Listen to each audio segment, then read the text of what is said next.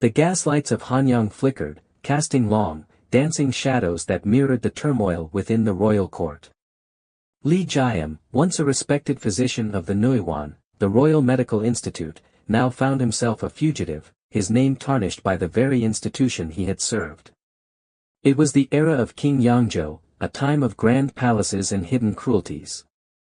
Of rigid hierarchies and whispered betrayals. Jiam, with his keen eyes and even sharper intellect, had stumbled upon a plot, a slow, insidious poisoning of the crown prince, orchestrated by none other than the chief state counselor, Zhou Sukhayan. Jiam's refusal to participate, his outspoken denouncement of the corruption, had sealed his fate. He fled the capital, leaving behind the prestige of his position, the comfort of his life, and the camaraderie of his few true friends, like An Quan, a fellow physician whose heart was as golden as the needles he wielded, but was often powerless. The city, with its labyrinthine alleys and watchful eyes, had become a cage. He sought refuge in the anonymity of the countryside, trading his silk robes for the rough-spun garb of a traveling healer. He found himself in a small, nameless village nestled in the foothills of a mountain range. The air was clean, the scenery a stark contrast to the stifling atmosphere of the court. He stayed at a modest tavern, a place frequented by weary travelers and local gossips. It was owned by a captivatingly beautiful woman, Mei Wu. Her beauty was the kind that whispered of experience, of laughter and sorrow intertwined. Her eyes, dark and knowing, held a glimmer of amusement, as if she found the world, with all its follies, endlessly entertaining. "Another cup, physician?" she asked, her voice a husky melody. He'd revealed his profession, needing a way to earn his keep, but kept his past shrouded in secrecy. Jiam nodded, pushing his empty cup across the worn wooden table. The rice wine was strong, a welcome distraction from the gnawing anxiety that followed him like a shadow. He was skilled, his hands steady, his knowledge vast, but he was also hunted. Zhou Sukhayan's reach was long, his vengeance ruthless. Mei Wu refilled his cup, her fingers brushing his ever so slightly. "Trouble follows you like a persistent suitor, physician. I see it in the lines around your eyes, in the way you startle at sudden noises." "Perhaps," Jiam conceded, taking a long swallow. "But I am not one to shy away from trouble." "Indeed?" Mei Wu raised a perfectly sculpted eyebrow.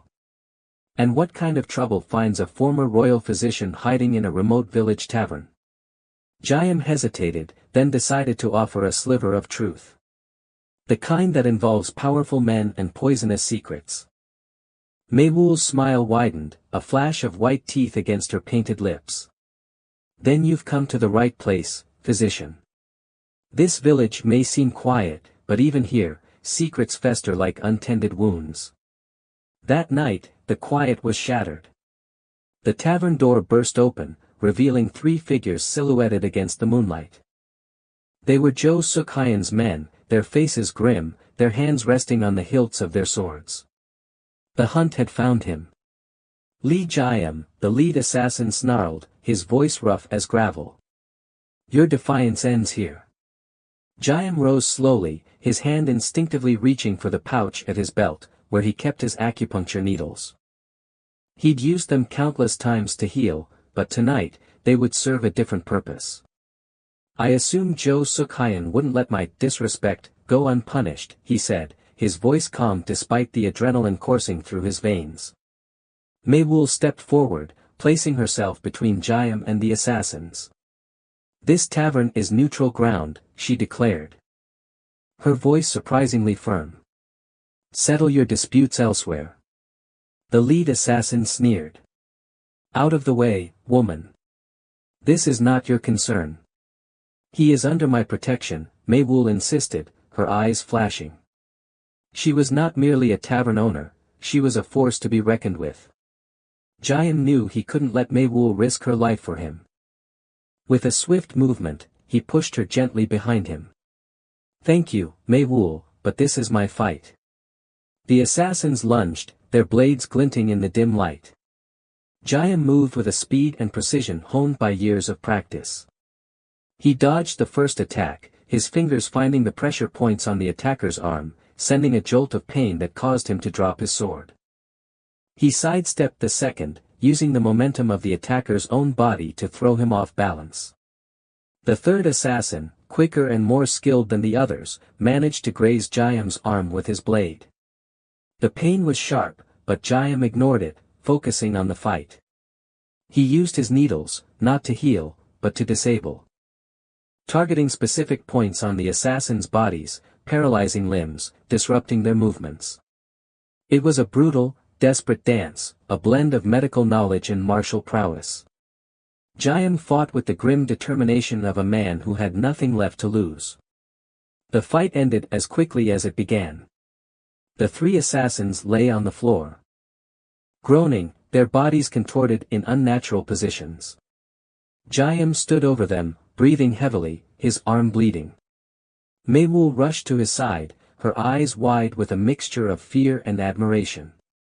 "You are more than just a physician, Li Jayam," she said, her voice hushed. "I am what I need to be," he replied, his gaze meeting hers. He saw something flicker in her eyes, a spark of something deeper than mere curiosity. He cleaned and bandaged his wound, his movements practiced and efficient. Mei-Wul watched him, her silence filled with unspoken questions.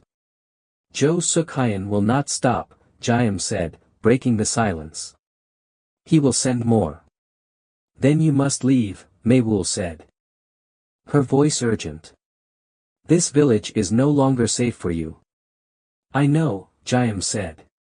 "But there is something I must do first." He was thinking of the crown prince, of the innocent lives at stake. He couldn't simply run and hide. He had to find a way to expose Zhou Sukhayan, to stop him once and for all. The next day, a palanquin arrived at the tavern. Carried by 4 bearers. From it emerged a woman of exquisite beauty, dressed in the finest silks. It was Park Ha-rin, a concubine of Zhou Sukhayan, a woman whose beauty hid a heart filled with despair. "I seek the physician Li Jayam," she announced, her voice clear and commanding, yet tinged with a subtle sadness. Her eyes, though exquisitely shaped, held a haunted look, a testament to the gilded cage she inhabited. Jayam stepped forward, bowing slightly. "I am he. How may I be of service?" Ha-rin dismissed her attendants, leaving her alone with Jayam and Mei-Wul, who observed the exchange with a knowing look. "The chief state counselor is ill," Ha-rin said. Her voice barely above a whisper. "He suffers from a strange malady that baffles the royal physicians. I have heard of your skill, your unconventional methods." Jayam studied her carefully. He saw the desperation in her eyes, the subtle tremor in her hands. He knew this was more than a simple request for medical assistance. "I am no longer a royal physician," Jayam said cautiously. "I am a simple healer now." "But you are still a healer," Ha-rin insisted. "And my lord is in dire need of your help." She paused, her gaze locking with his. "I will pay you handsomely, of course. But I also offer you something more, information. Information about the chief state counselor's affairs. His secrets." Jayam felt a surge of suspicion. This was a dangerous game, a web of intrigue and betrayal. But he was already caught in it, and the lure of exposing Zhou Sukhayan was too strong to resist. "What kind of information?" he asked. Ha-rin leaned closer, her voice dropping to a conspiratorial whisper. "The kind that could bring him down. The kind that could save the crown prince." Jayam's heart quickened. This was his chance. He could use this opportunity to not only heal, but also to deliver justice. But he also sensed a trap, a hidden agenda beneath Ha-rin's plea. "I will see him," Jayam said, his decision made. "But I will do so on my own terms." Ha-rin smiled. A flicker of relief crossing her face.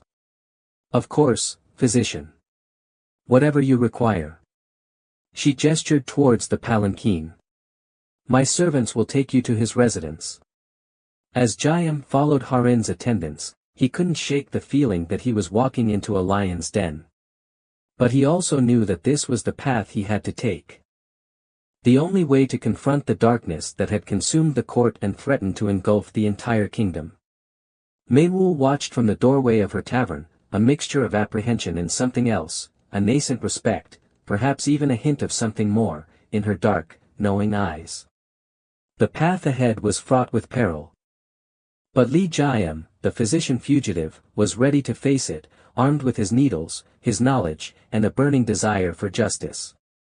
The seeds of rebellion, once sown in the heart of a wronged physician, were now poised to blossom in the unlikeliest of places, the opulent, yet decaying, heart of Zhou Sukaiyan's grand estate. Zhou Sukaiyan's residence was a sprawling complex of buildings and gardens, a testament to his wealth and power. It was a place of opulent beauty, yet it felt cold, sterile, devoid of genuine warmth. Jiam was led through a maze of corridors, past silent servants and watchful guards, to the chief state counselor's private chambers. Zhou Sukaiyan lay in a large, ornate bed, his face pale and drawn, his breathing labored. He was a shadow of the imposing figure Jiam remembered from the court. The illness, whatever it was taking its toll. The room was filled with the cloying scent of incense, meant to mask the underlying odor of decay. "You are the physician?" Zhou Sukaiyan rasped. His voice weak and trembling. His eyes, once sharp and calculating, were now clouded with pain and fear. "I am," Jiam replied, his voice steady and professional. He approached the bed, his gaze sweeping over the ailing man, taking in every detail. He noticed the subtle tremors in Zhou Sukaiyan's hands, the slight discoloration of his skin. The unnatural gleam in his eyes. "They say you are skilled," Zhou Sukaiyan said, his voice laced with a mixture of hope and desperation. "They say you can perform miracles." "I am not a miracle worker," Jiam said. "But I will do what I can." He began his examination, his fingers probing Zhou Sukaiyan's pulse, his eyes studying his complexion. His questions sharp and precise. He asked about his diet, his habits, his symptoms. Zhou Sukaiyan answered reluctantly, his arrogance slowly giving way to fear. "It started with a weakness," Zhou Sukaiyan confessed, his voice barely a whisper. "A fatigue that would not lift. Then came the tremors, the nightmares, the madness." He shuddered. His eyes darting around the room as if he saw things that were not there. Jiam listened intently, his mind racing. The symptoms were familiar, yet they didn't quite fit any known disease. There was something else, something hidden, something unnatural. "Have you been taking any medications?" Jiam asked, his gaze fixed on Zhou Sukaiyan's face. "The royal physicians have prescribed various remedies," Zhou Sukaiyan said. "But nothing seems to work. They are fools, all of them." He coughed, a racking, painful sound. Jiam noticed a small, intricately carved box on a nearby table. It was a medicine box, the kind used to hold potent herbs and powders. He reached for it. But Zhou Sukaiyan's hand shot out, surprisingly strong, grasping his wrist. "Do not touch that." Zhou Sukaiyan hissed, his eyes widening with alarm. Jiam pulled his hand back, his suspicions growing stronger. "What is in the box?" he asked, his voice calm but firm. "It is a private remedy," Zhou Sukaiyan stammered. "A tonic prepared by my personal apothecary." "I need to see it," Jiam insisted. "If I am to help you, I must know everything you are taking." Zhou Sukaiyan hesitated, his grip tightening on the box. He looked towards the door, as if expecting someone to appear. Then, with a sigh of resignation, he opened the box. Inside were several small vials, filled with a dark, viscous liquid. Jiam recognized the scent immediately. It was muriate cho, a rare and deadly poison, known for its slow, debilitating effects. The symptoms matched perfectly with Zhou Sukaiyan's condition. "You are being poisoned," Jiam said, his voice flat, devoid of emotion. He looked at Jo Suk-hyun. His eyes filled with a mixture of disgust and pity. Jo Suk-hyun's face contorted in a mask of terror. No. It cannot be. Who would dare? Jaehyun knew who. He had suspected it all along. Park Ha-rin. Her desperation, her offer of information, her subtle manipulations, it all pointed to her. But why? What was her motive? And what role did the villagers play in this deadly game? He knew this was just the tip of the iceberg, a glimpse into a deeper conspiracy that reached far beyond the walls of this opulent prison. The truth, he suspected, was far more complex and dangerous than he could have imagined. It is the Muriat Cho, Jaehyun confirmed, holding up one of the vials. A slow, agonizing poison. You have been ingesting it for some time. Jo Suk-hyun stared at the vial, his face a mask of horror and disbelief. But, why? Who would do this to me? He looked at Jaehyun, his eyes pleading. Can you save me? Can you cure me? Jaehyun met his gaze, his expression unreadable. I can try, he said. But it will not be easy. The poison has already done significant damage. He paused, considering his options. He could simply expose Jo Suk-hyun, hand him over to the authorities, and be done with it. But that wouldn't be enough. He needed to understand the full extent of the conspiracy, to uncover the motives behind it. To bring all those responsible to justice. I need to know who gave you this poison, Jaehyun said, his voice firm. Who had access to your food, your drinks, your medicines? Jo Suk-hyun hesitated, his eyes darting around the room. He was clearly terrified, caught between his fear of death and his fear of betrayal. It was my apothecary, he finally stammered. He prepares all my tonics, my remedies. And who instructed him to prepare this particular tonic? Jaehyun pressed. Jo Suk-hyun's silence was deafening. He looked away, his gaze falling on a portrait of Park Ha-rin hanging on the wall. Her beautiful face, serene and enigmatic, seemed to mock him. Jaehyun followed his gaze. He saw the truth reflected in Jo Suk-hyun's eyes, the unspoken accusation. He knew then that Park Ha-rin was not merely a victim, but a key player in this deadly game. Tell me everything, Jaehyun said, his voice low and insistent. Tell me about your relationship with Park Ha-rin. Tell me about her past, her connections. Her motives. Jo Suk-hyun, weakened and desperate, began to talk. He spoke of his lust for Ha-rin, of how he had forced her into marriage, of her coldness and her resentment. He spoke of her connection to the villagers, of their shared hatred for him, of their whispers and their secrets. He also spoke of her knowledge of a very personal, very delicate matter that pertained to his own, rapidly declining, virility. As Jo Suk-hyun spoke, a picture began to emerge, a picture of a woman driven to desperate measures, a woman seeking revenge for years of abuse and humiliation.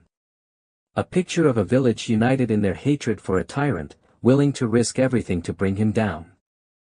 Jaehyun listened patiently, piecing together the puzzle. He realized that this was not just a case of simple poisoning, but a complex web of revenge, conspiracy, and desperation. He was caught in the middle, a pawn in a game much larger than himself. But he was also a physician, bound by an oath to heal, to protect life. And he knew that he could not simply stand by and watch as this deadly drama unfolded. He had to intervene, to use his skills, his knowledge, his cunning, to bring justice to the victims and punishment to the perpetrators. But, in this twisted game, he would have to take extra care to sort one from the other. The lines, he realized, were often blurred. He called for Park Ha-rin. She entered the room. Her face composed, her eyes betraying a flicker of anxiety.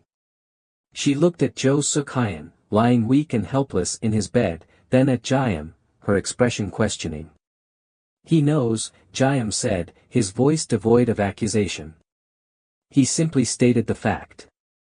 Ha-rin's composure cracked, a tremor running through her body. But she quickly regained control. Her eyes hardening.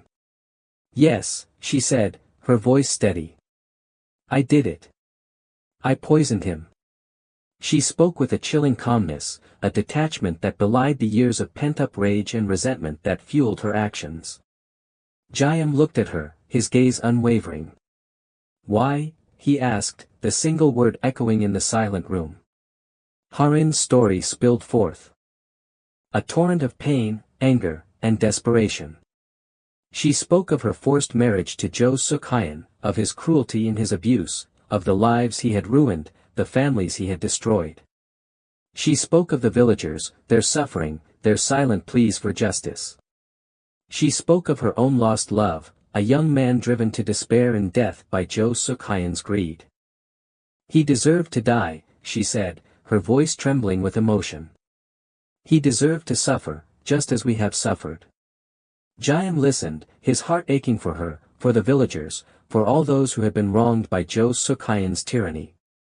But he also knew that her actions, however justified they might seem, were still a crime. And he, as a physician, could not condone them. "There are other ways," Jayam said, his voice soft but firm. "Justice can be served without resorting to poison, without becoming like the monster you despise." Ha-rin looked at him, her eyes filled with a mixture of defiance and despair. "What other way is there?" she asked. "He is too powerful. He controls everything." "Not everything," Jayam said. "He does not control the truth. And the truth, once revealed, can be more powerful than any poison." The villagers gathered in the hidden room, their faces grim, illuminated by the flickering candlelight. They were a mixture of anger, fear, and determination. The son of the herbalist, a young man with fire in his eyes, stepped forward. "We did what we had to do," he said, his voice defiant. "Jo Suk-hyun was a monster. He deserved to die."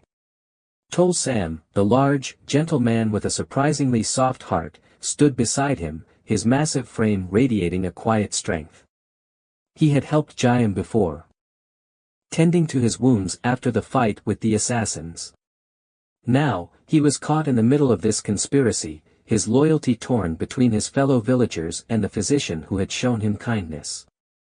"We know you're a good man, physician," Tol Sam said, his voice rumbling like distant thunder. "But you don't understand what he did to us. To our families." Jayam looked at them, his gaze encompassing the entire group. He saw the pain etched on their faces, the years of suffering, the simmering resentment. He understood their anger, their desperation. But he also knew that violence begets violence, that revenge, however sweet it might seem, ultimately consumes the soul. "I understand your pain," Jayam said, his voice calm and measured. "But taking the law into your own hands is not the answer. It will only lead to more suffering, more bloodshed. What else could we do?" Ha-rin asked, her voice laced with bitterness. "He was untouchable. He controlled the courts, the officials, everything." "There is always a way," Jayam insisted. "We must expose him, reveal his crimes to the world. We must use the truth as our weapon." He paused, his gaze locking with Ha-rin's. "I have a plan." He explained his plan, a daring and dangerous gambit that relied on his medical skills, his knowledge of the court, and his ability to manipulate the situation to his advantage. He would save Jo Suk-hyun's life, but he would also ensure that he could never harm anyone again. He would use the very poison that had brought him to the brink of death as a tool for justice. "I will administer an antidote," Jayam explained, "a carefully concocted mixture of herbs that will counteract the effects of the muriate cho. But I will also use my needles, my knowledge of the body's pressure points, to alter him." He explained how he would target specific points related to Jo Suk-hyun's virility, his physical strength, his very essence. He would render him impotent, weak, a shadow of his former self. He would leave him alive, but stripped of his power, his ability to inflict harm. It was a cruel fate, perhaps, but it was also a just one. It was a punishment that fit the crime. The villagers listened, their initial skepticism slowly giving way to a grudging respect. They saw the cunning in Jayam's plan, the subtle brilliance of using Jo Suk-hyen's own weakness against him. "And what of us?" the herbalist's son asked. "Will we be exposed? Will we be punished?" "I will give you a choice," Jayam said. "You can confess your involvement, admit your guilt, and face the consequences. Or you can remain silent, and I will omit certain details in my report to the authorities." It was a gamble, a risk he was willing to take. He knew that he was bending the rules, compromising his own principles. But he also believed that these people, driven to desperation by years of oppression, deserved a chance at redemption. He believed in justice, but he also believed in mercy. Ha-rin looked deep into his eyes. "If you cure him, and yet make him a shell of his former self, you are asking me to turn myself in." "Yes," he stated plainly. "Why?" she pleaded. "Because even justice demands a price. I will speak on your behalf, on behalf of the villagers.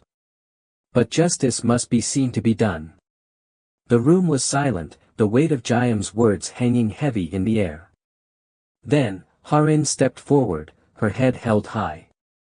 "I will do it," she said. Her voice firm. "I will confess. I will face the consequences. But I will also tell the truth. I will expose Jo Suk-hyen for the monster he is." The villagers, inspired by her courage, nodded in agreement. They had made their choice. They would face the music, but they would do so with their heads held high, their consciences clear. They had sought revenge, but now they would seek justice. Jayam looked at them, his heart filled with a mixture of sadness and hope. He knew that the road ahead would be difficult, that there would be challenges and obstacles. But he also knew that they had taken the first step, the most important step, towards a better future. A future where justice prevailed, not through violence and vengeance, but through truth and accountability. And he, the physician fugitive, would be there to guide them, to heal them, to help them rebuild their lives. He would use his skills, not just to cure the body, but to cure the soul of a wounded village, a corrupted court. A diseased kingdom.